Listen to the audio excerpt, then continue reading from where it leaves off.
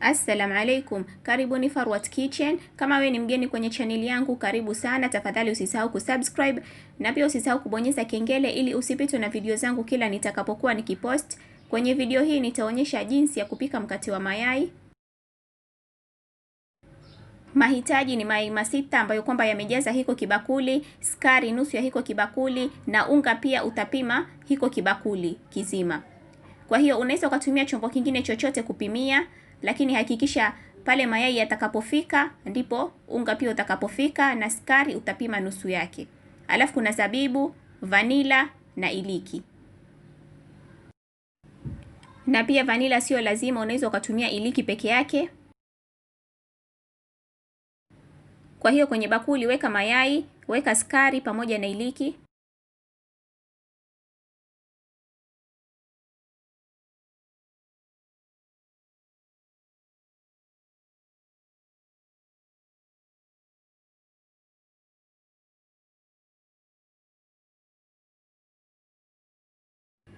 Kwa hiyo utaanza kupiga mayai yako mpaka yafure. Mutaona yatakavyokuwa wakati yakiwa tayari. Na pia unaweza ukatumia mchapo, yani whisk, kupiga mayai yako, lakini itachukua muda mrefu sana. Kama una mashini kama hii basi ni bora zaidi.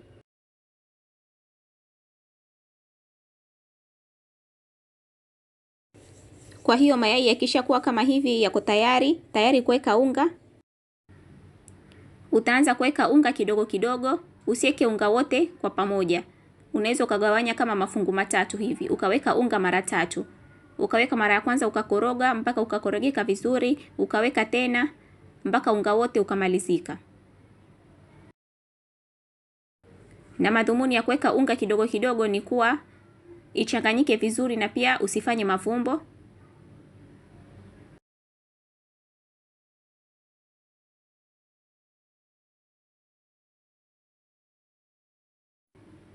Alafu utaweka vanila, na kama nilivyotangulia kusema vanila sio lazima, ukiweka iliki inatosha, lakini kama unapenda kuongezea na vanila basi pia unaweza kuongezea.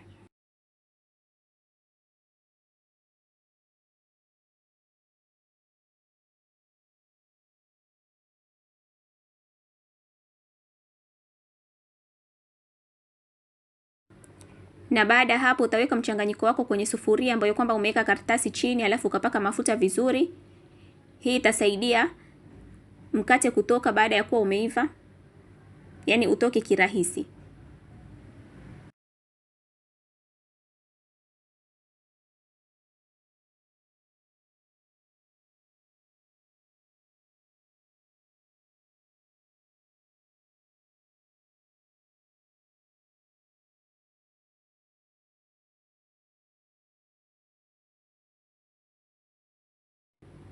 Alafu utapangilia zabibu juu, na pia zabibu sio lazima, lakini ukiwa utaweka basi ni vizuri zaidi, kwa sababu italeta muonekano mzuri na pia ladha, yani mtu akila ule mkate pia apate ile ladha ya zabibu.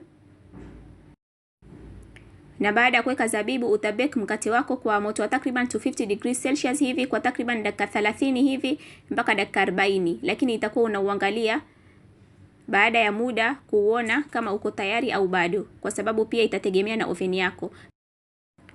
Na pia unaweza ukatumia jiko la makaa ukaweka makaa ya juu na chini. Na baada ya hapo mkate wako itakuwa uko tayari kama mnavyoona hapo.